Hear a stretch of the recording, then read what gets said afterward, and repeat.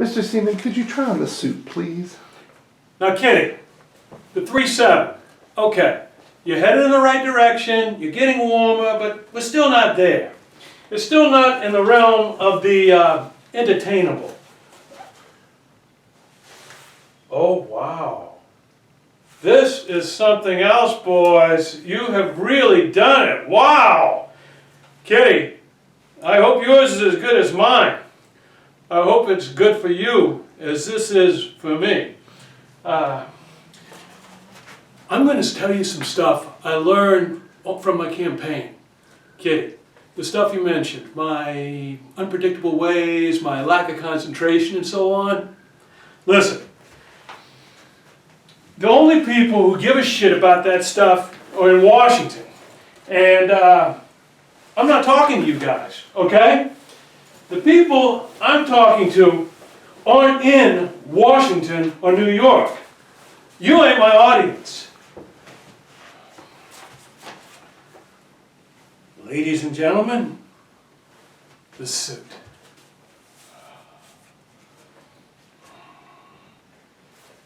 You look good. You look like you're in a musical, Kitty. I can go to 4. There are limits. You look wonderful, Senator, and as do you, Mr. Seaman. Thanks, Hanson. 4? Fuck 4. Kitty. No. America. The Americans I speak to live in a very dangerous world. My Americans are broken and sick of being lied to and screwed over. They have nothing. 4-2. Let me tell you something. I met this old lady, Maggie Dodelson, and she looked 70, was probably 59 or so, in Booth Bay, Maine, you know, campaign stop, whatever. She worked at a middle school cafeteria, divorced, 2 kids. And her wages had stagnated and she needed food stamps to just feed her boys, kip and chip.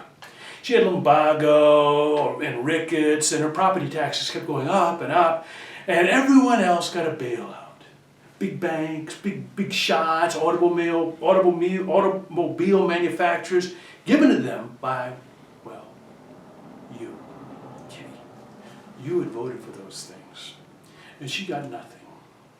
And she said to me, the American dream, it left me in the dust a long, long time ago, Kurt. And she had to move into a trailer with Chip and Kip and her little dog, Pinky. And she said to me, take the fuckers down, Kurt. Take them all out. $4,420,000,000. And we'll walk away from them at this point when they need me the most. It's $5 billion. Take it or leave it. 5. Make whatever adjustments you need to. It's fantastic. It's a killer suit. Absolutely killer. Oh, I'm going to be late. I've got to fly to Scranton for the opening of my condo towers. SEAMAN fountains. You will forfeit the election, you will step down, or you will blow the debate so badly as to cripple yourself beyond all hope of salvaging. For $5 billion, I'll scuttle my ship if my daughter wants me to. I only want her happiness. Hanson, you done? Good. Kitty, dear, what's your answer? Don't fuck with us, Kurt. My people don't forget. We beat the redcoats. We gave the Indians smallpox. My people, we dropped 2 nuclear bombs and we invented white bread. That's great, my dear. But what have you done lately? Except lose every war you got us into. You get your $5 billion. You are doing the honorable thing, and the people who know will always consider you a great patriot and a truly selfless man. Save the butter. Better figure out some way to park the cash for me. Some down payment show of good faith, say half of the total. Somewhere smart your kids have access to. Say a little bank in Panama that can't be hacked.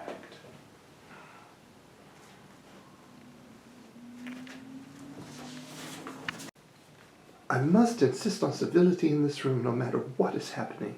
You do, sir, recognize the difference between right and wrong, don't you? He has asked a couple of questions. That is all he has done. Oh, he's asked more than questions. He made a suit for my daughter. He took measurements. Measurements were taken. He walked into a dining hall naked, covered in goat blood, and burnt an American flag. Yes, as a young man, he is older now. His father's birthplace, his home in Cox was destroyed by a drone strike. Cousins were killed. He had every right to be angry. And you, Anselm? Are you angry too? No, I am not a political man. Really? Anselm, come on. Isn't it political to come to this country pretending to be a harmless little French fop of maybe Algerian Jewish lineage? No? Someone, can't tell who, said you were born near Kandahar too. Was it also in cars? I mean, it's political when you deny your own name, when you deny your own deep Muslim roots, isn't it? Boy, I wonder if all them patriots and politicos and business leaders you measured and made suits for, what would have happened if they had known all along you were some sort of fundamentalist Muslim in Vicuna clothing? Your business would have been in the crapper. I never harmed a soul. My first job was for a little Bai Babak in Brooklyn. The whole business was Jewish. He hired me because he thought I was Jewish too. I came here because there was hope. I think I love this country far more than you ever could. Look, your father was from fucking Bavaria, wasn't he?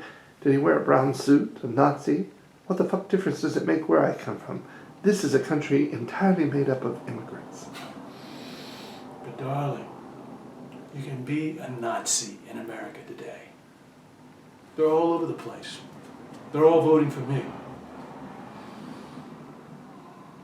But you can't be a Muslim. You're today's Nazis, honey. Okay, you ready? We have scranted. The debate is Saturday night. Have it sent over Saturday afternoon. Have it perfect. Great job. I don't think I can go with you. Take the night off. You've been working way too hard. Spend a little time with Skylar. I need grandkids. You're off the clock for the rest of the week. See how you feel after the debate, sweetie.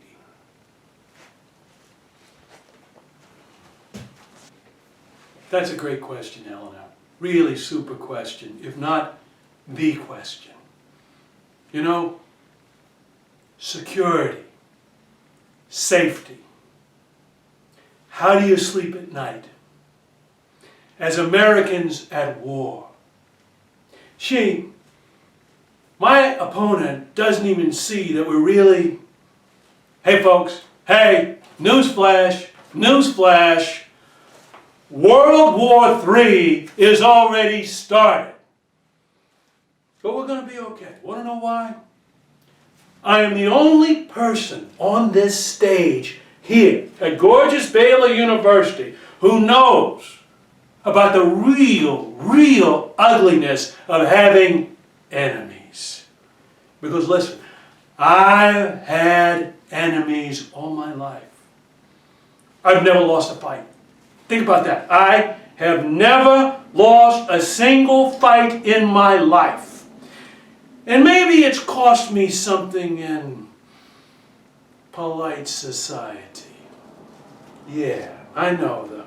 They keep throwing stuff at me and none of it has worked. The little weak-kneed PC sensitivity police at the college Republicans, it cost me nothing. I told them the truth. They were spoiled little victims without a sense of humor or scale, and my points went up. Nobody beats Kurt SEAMAN. Not college kids, not angry feminists, not bankers, not elitists, not terrorists, not Russians, and who, as I have said, are our greatest friends in the world and allies in this secret World War III, which they were fighting well before we were. Want a tough bunch of allies? Get a tough Muscovite. Get a cat from St. Petersburg. Get a tough Kamchatka who can't be intimidated by good manners. They say, to hell with good manners. We'll inject plutonium in your leg with an umbrella. See, Americans expect to be protected. And the way you protect them is through being unpredictable. If that means first strikes, nuclear strikes, hell yeah! Why can't we use?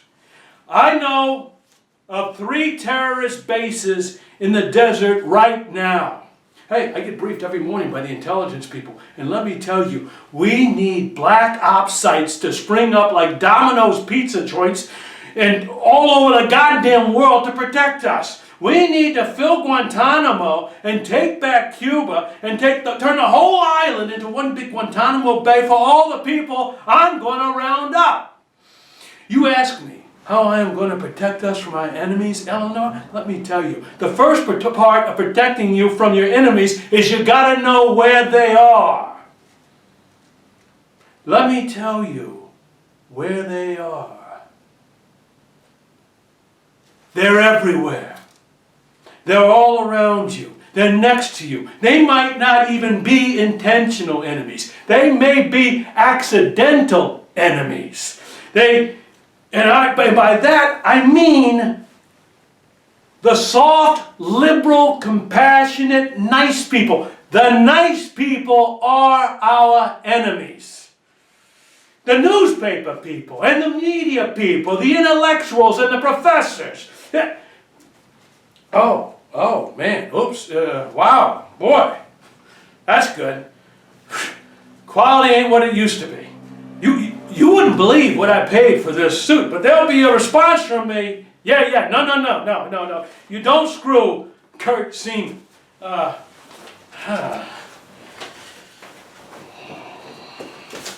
Where was I? Enemies. I'll tell you a little story about an enemy here at home. There's a little man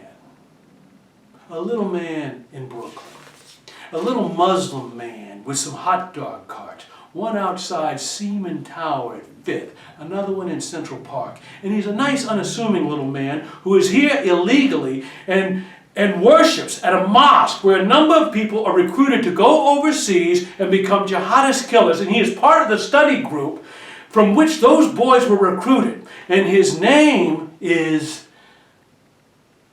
Mananat Shaki. And you may have bought an all-American hot dog from him without knowing it. And he will be arrested when I am president. First thing. He should have been arrested a long time ago. And he has a son. Given all the opportunities and scholarships, and what did he do with his scholarship to Harvard? He burnt an American flag on the quad. He defiled the flag. Arrest these people, the son and the hot dog vendor and his silent wife, and deport them to Guantanamo forever. And his partner, his fellow illegal, is a tailor who made this suit, I just found out, named preposterously Anselm de Paris. Anselm Cassar is really Ali Kell. And he has been making suits for presidents and leaders from his atelier on 67th Street between Madison and 5th Avenue for years. And probably spying on everyone. And yeah, well, you want to talk about enemies? Right now, on my website, in 1 minute, you can hear the audio tape of the chairman of my party offering me $5 billion to walk away from you, to betray you. The elites. That's your enemy, betraying the will of the people. And I will conclude with this. I may lose the election, but we've already won, whether I take the Oval Office or not, because I have shown you the truth, and we will not stop defending our country ever. I may not be the next president, but I am going to fight with all my supporters to keep us safe. Go to my website and listen to the audio and buy a hat. Seaman Rising. Become one of us, a seaman. God bless you all, and God bless America.